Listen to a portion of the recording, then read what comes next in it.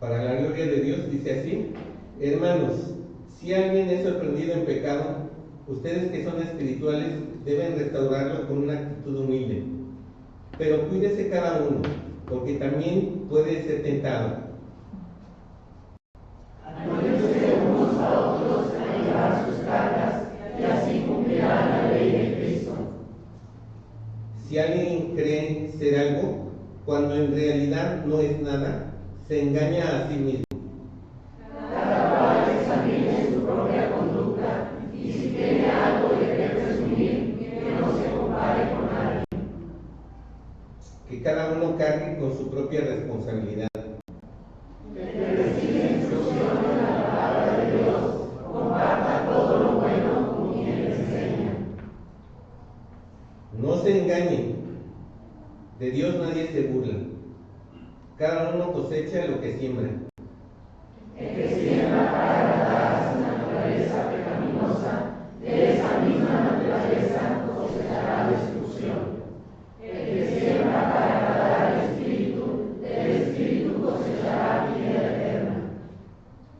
No nos cansemos de hacer el bien, porque a su debido tiempo cosecharemos si no nos damos por vencidos. Por lo tanto, siempre que tengamos la oportunidad, hagamos bien a todos y en especial a los de la familia de la fe. Pueden tomar sus lugares, hermanos, una vez más, y acudimos al Señor en oración, rogando que Él hable a través de su palabra, esta palabra que ya hemos leído. Vamos a pedir al Señor que exponga su mensaje a nuestras vidas. Amado Dios y Padre Celestial, en esta hora de la tarde, una vez más, nos presentamos delante de ti, Señor, rogando que tu Espíritu Santo hable a nuestro corazón, pidiendo que el mensaje que se ha de compartir sea de bendición, sea bien recibido por cada uno de nosotros, Señor, y en esta hora podamos disponer nuestra mente, nuestro oído, nuestro corazón para recibir tu palabra y tu mensaje. Te lo rogamos en el nombre de Cristo Jesús. Amén. Cumpliendo la ley de Cristo es el tema para esta tarde. Y tal vez se pregunten, pastor, pues no, que ya estábamos libres de la ley. No hemos estado viendo en Gálatas precisamente que somos libres de la ley. Y sí, la respuesta es sí, por supuesto. Pero la ley de Cristo se resume en amar al prójimo. ¿Se acuerdan ustedes cuando le preguntaron al Señor Jesucristo cuál era el principal mandamiento? Y dijo: amarás al Señor tu Dios por sobre todas las cosas, con toda tu mente, con todas tus fuerzas, con todo tu corazón, con toda tu alma, con toda tu voluntad. Ama al Señor. Y el segundo mandamiento es semejante: amarás a tu prójimo como a ti mismo. De estos dos mandamientos, en esos dos mandamientos se resume toda la ley y los profetas, dice el Señor Jesucristo. Así que cumpliendo la ley de Cristo significa amar a tu prójimo como a ti mismo.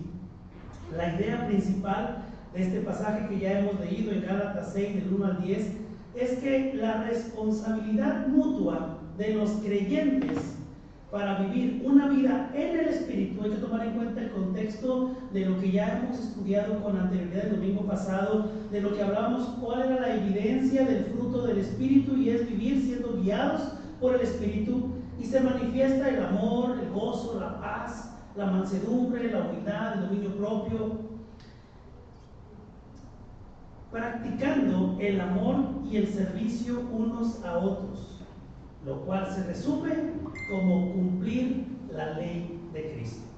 De esto estaremos hablando en esta ocasión con este tema, cumpliendo la ley de Cristo. Cuando tú amas a tu prójimo, estás cumpliendo la ley de Cristo. Cuando tú ofreces tu vida como un servicio a los demás, estás cumpliendo la ley de Cristo.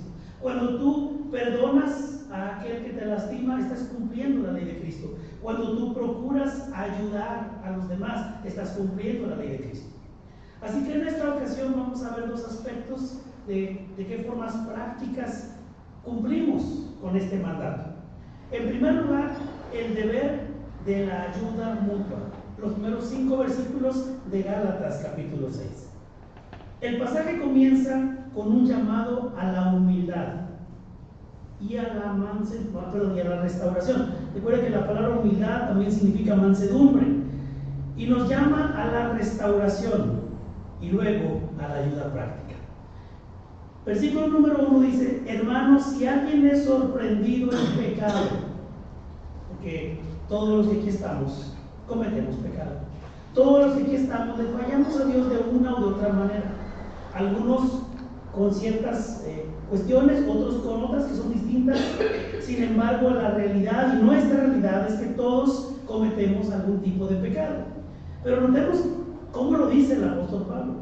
Si alguien es sorprendido en pecado, ustedes que son espirituales deben restaurarlo con una actitud humilde. Dios nos llama a restaurar a la persona que se está desviando del camino correcto.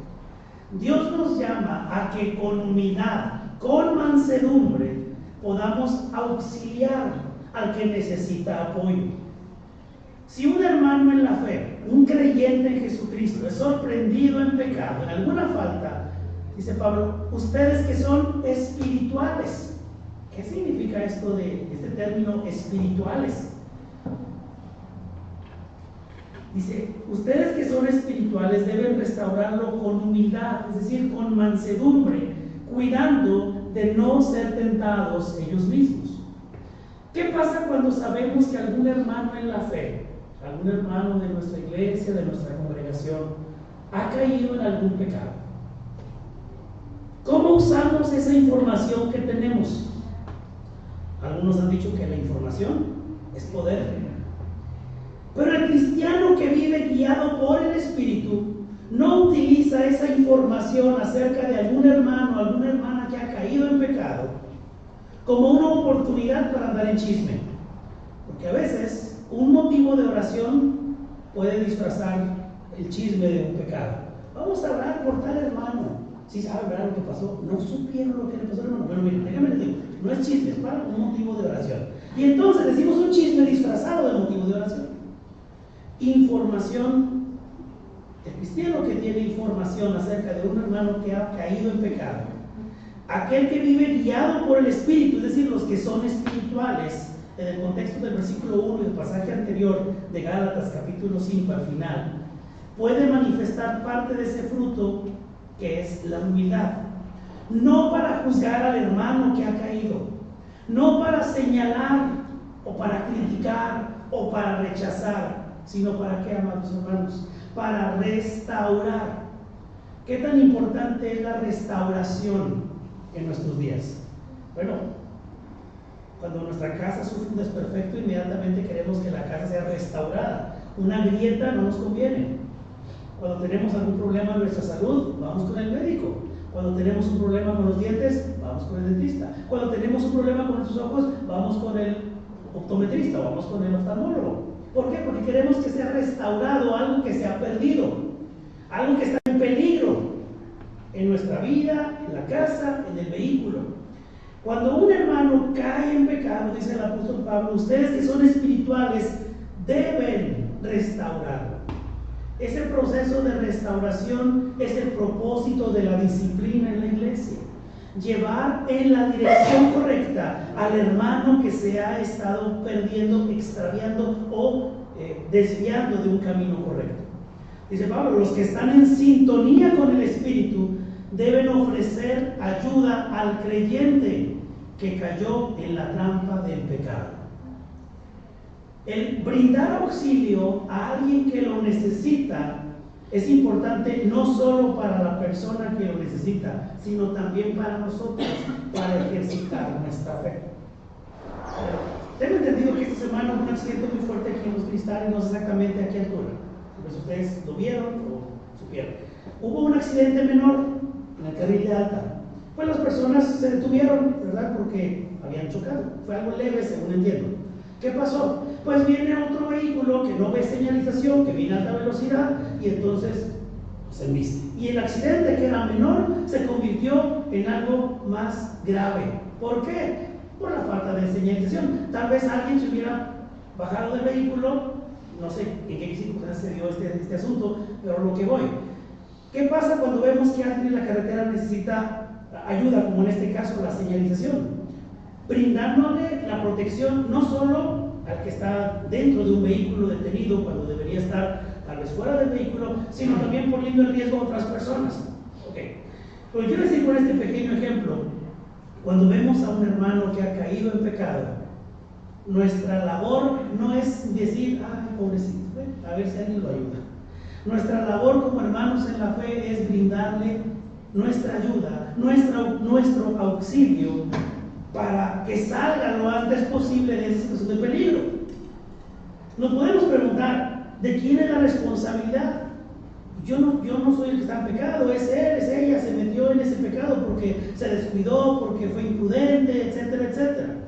Pero hemos estudiado en los domingos pasados que todo aquel que está en Cristo, habiendo depositado su fe en Él como el Señor y el Salvador de su vida, tiene al Espíritu de Dios, tiene al Espíritu Santo en su vida. Así que la responsabilidad de cada creyente para ofrecer auxilio espiritual a aquel que ha caído en pecado es de todo aquel creyente, porque él es una persona espiritual, es una persona que está guiada por el Espíritu. Y tal vez usted se pregunta, ¿soy acaso guarda de mi hermano? ¿Se acuerdan que le preguntó esto?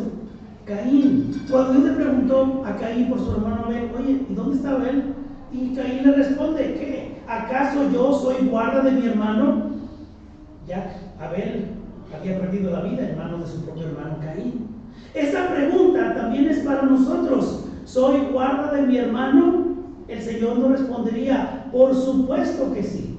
Tú, que eres espiritual, es decir, que vives guiado por el Espíritu, porque tienes a Cristo en tu vida, porque Cristo es tu Salvador, sí, tú eres guarda de tu hermano.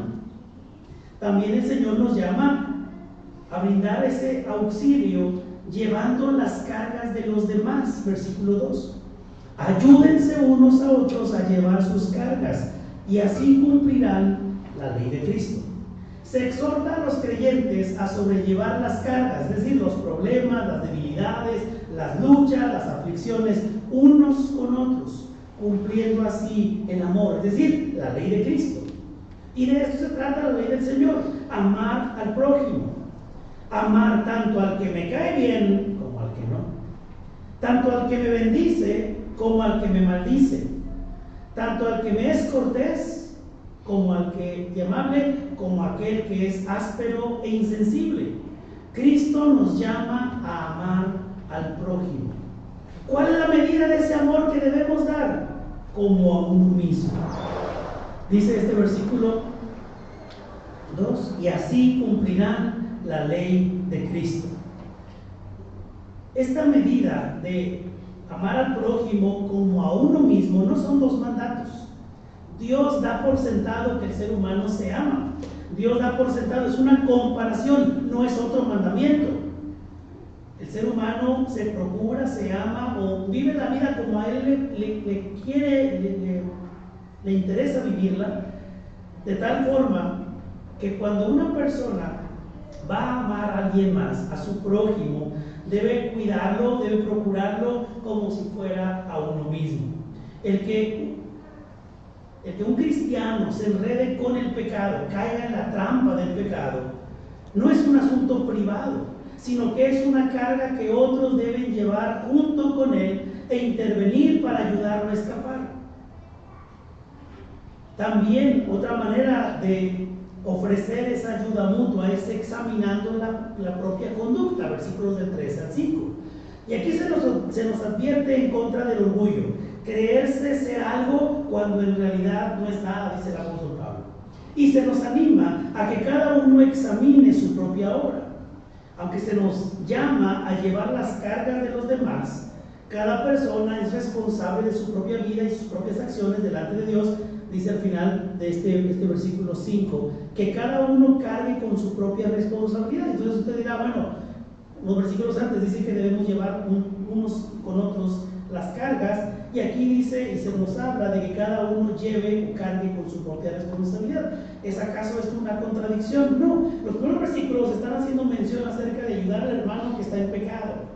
Y por otro lado, se nos habla de examinar nuestra propia conducta. Es decir, yo no voy a culpar, yo no puedo culpar a los demás, a mi familia, a mis hijos, a mi esposa, a mis vecinos. Es que yo cometí un pecado por culpa de ellos. No, cada uno lleva su propia responsabilidad. Examinar su propia conducta, como dice la Escritura, y el Salmo 139 nos dice, examíname, oh Dios, conoce mi corazón. Si alguien se cree ser algo, dice el versículo 3, cuando en realidad no es nada, se engaña a sí mismo. Si tiene algo de qué presumir, versículo 4, que no se compare con nadie. Porque el concepto que tengamos de nosotros mismos, dice la Escritura, debe ser un concepto adecuado, bien balanceado. Muchas veces nos comparamos con los demás, tendemos a compararnos con otros. Algunas veces medimos nuestro proceso de santificación comparándonos con los demás. Es que yo no soy tan malo como, yo no soy tan mala como, y empezamos a ver a los demás y decir, yo soy mejor, yo soy un mejor cristiano, soy una mejor hija de Dios. Y dice el apóstol Pablo, no te compares con los demás. Así no es como deberíamos vernos a nosotros mismos. Cada cual, versículo 4 dice, cada quien examine su propia conducta. La razón para gloriarse no se encuentra entonces en la obediencia a la ley de las ceremonias, la ley de Moisés. Mientras que los judaizantes se llenaban de orgullo promoviendo el legalismo, Pablo se gloría solo en la cruz de Cristo. Así que en este contexto, en el proceso de nuestra santificación, el ánimo por nuestro progreso de nuestra santificación no se deriva o no debería derivarse de nuestra comparación con los demás. Si yo soy más santo que fulanito y fulanita. No, más bien deberíamos revisar el crecimiento que nos ha dado el Espíritu Santo a partir de cómo iniciamos, a partir de cómo era nuestra inmadurez espiritual.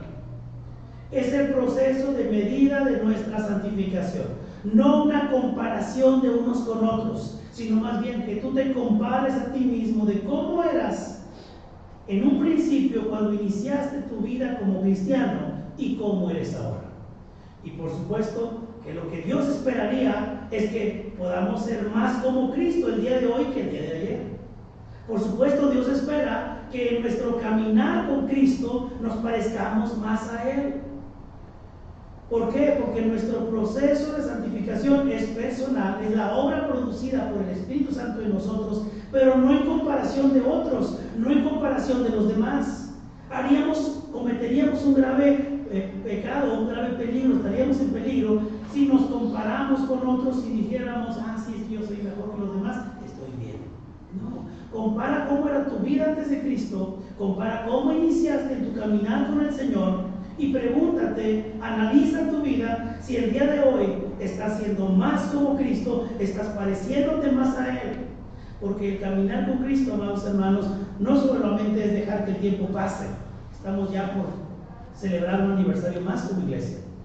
Pero, ¿qué celebramos? No solamente es que transcurrió el tiempo y pasó otro año y transcurrieron los meses y las semanas y aquí estamos. Eso es bueno, pero no es el fin de la celebración como tal, sino que tú como hijo de Dios vas siendo moldeado y transformado, que tu carácter va siendo moldeado por Cristo, que tu vida familiar, tu dinámica como esposo, como esposa, como padre, como hijo, como trabajador, como patrón, como estudiante, va siendo un reflejo de la vida de Cristo en tu vida. En segundo lugar, este pasaje nos anima a cumplir la ley de Cristo a través de esta ley, la ley de la siembra y la cosecha. Gálatas 6, versículos del 6 al 10. Esta sección introduce un principio importante de que lo que sembramos, cosechamos, como una motivación para perseverar en el bien, que incluye algunos aspectos. Es el apoyo a quienes enseñan, predican, guían o instruyen en la palabra. Dice el versículo 6 de este pasaje: el que recibe instrucción en la palabra de Dios, comparta todo lo bueno con quien le enseña. ¿De qué está hablando el apóstol Pablo? Yo le pregunto, ¿qué tan agradecido está usted con Dios por los pastores, por los maestros que le han instruido en la palabra del Señor a lo largo de toda su vida? ¿Qué tanto valoramos la instrucción de la palabra que recibimos para el bien de nuestras vidas? Amados hermanos, cada mensaje que se comparte, cada predicación, cada enseñanza en una lección bíblica tiene como fin no solamente es pasar X cantidad de tiempo y decir cumplimos con la tarea. No, es edificar su vida para la eternidad. Es edificar su vida para que Dios haga la obra en su corazón, en su familia, en su esposa, en su esposo, en sus hijos. ¿Qué tanto valoramos la instrucción de la palabra cuando la recibimos para el bien de nuestras vidas? ¿Cuánto apreciamos la predicación de la palabra para nuestros corazones?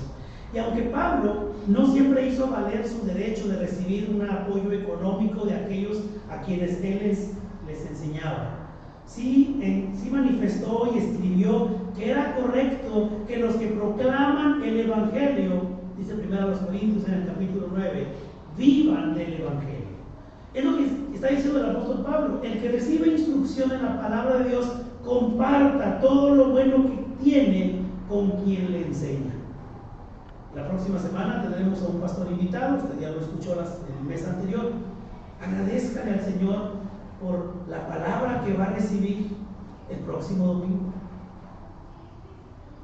Estreche la mano del siervo del Señor que comparte con amor, a pesar de las múltiples dificultades a las que se puede enfrentar.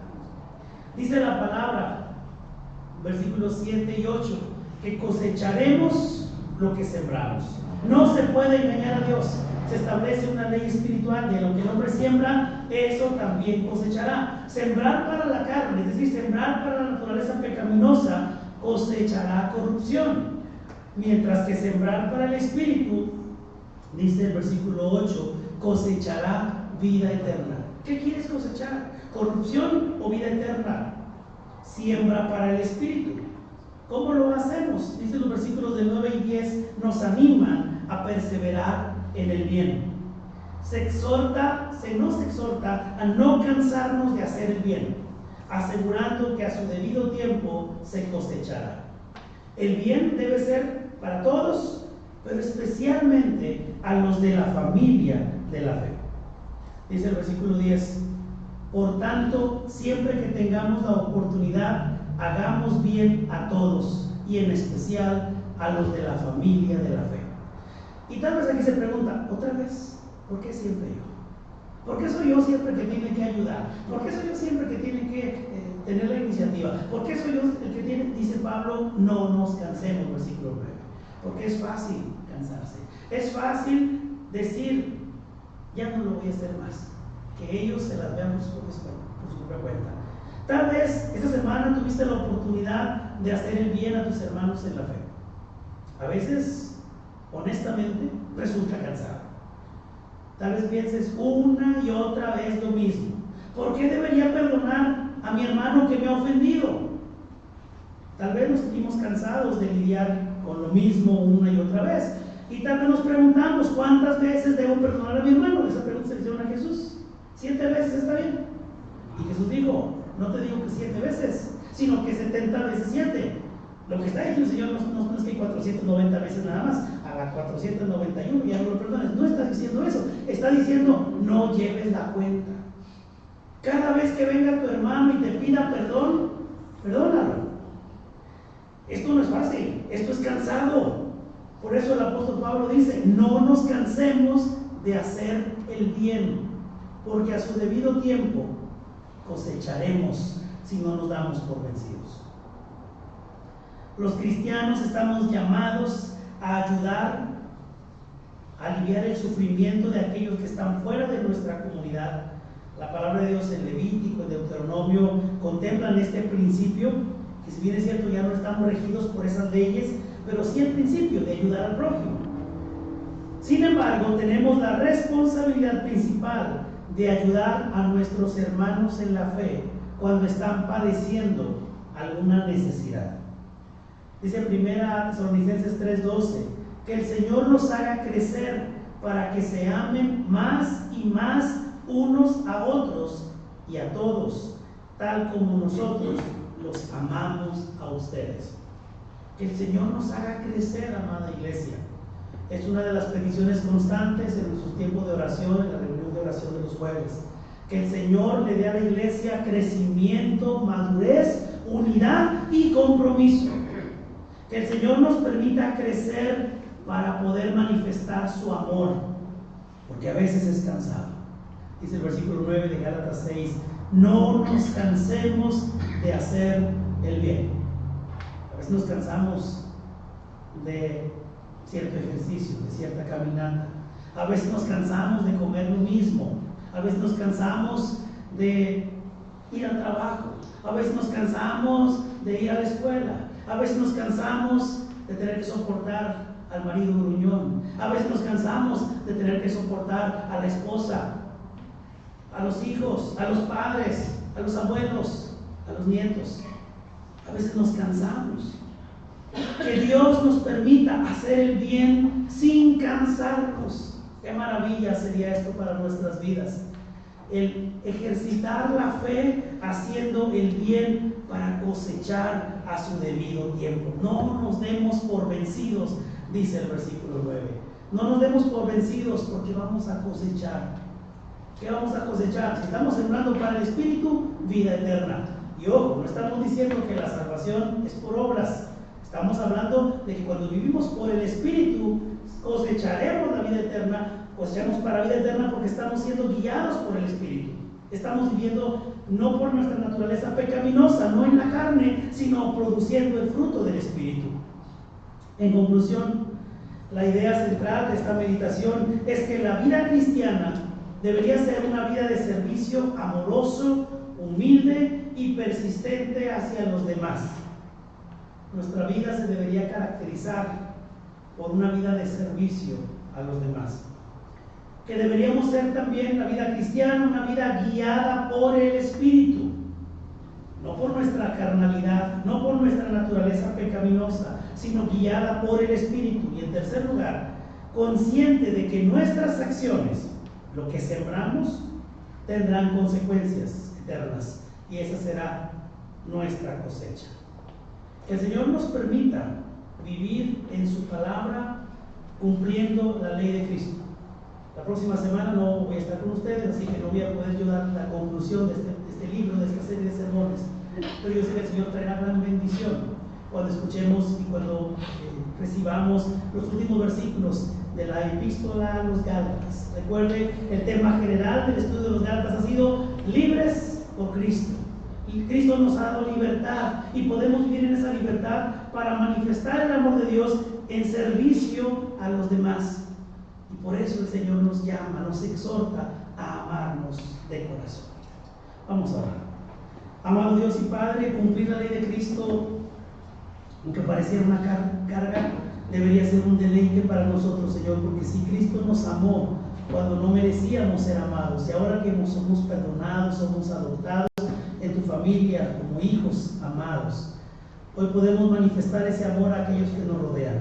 Y podemos también, Señor, ver por sus necesidades. Tu palabra nos dice que podemos llevar los unos con los otros esas cargas, esas luchas, esas dificultades. Ayúdanos, Señor, a ser sensibles, a restaurar al hermano que ha caído, a hacerlo con un espíritu de mansedumbre, de humildad, no sea que también nosotros mismos seamos tentados. Ayúdanos, Señor, a no cansarnos de hacer el bien para poder cosechar por el Espíritu para la vida eterna. Ayúdanos a amar a aquellos que incluso nos han tratado mal. Ayúdanos a perdonar y a reconciliarnos, Señor, si es necesario en nuestras vidas, que no dejemos la oportunidad, que no dejemos pasar la oportunidad de llevar a cabo esta labor que se nos ha encomendado como iglesia del misterio de la reconciliación. Bendice a tu pueblo con tu palabra en el nombre de Cristo Jesús.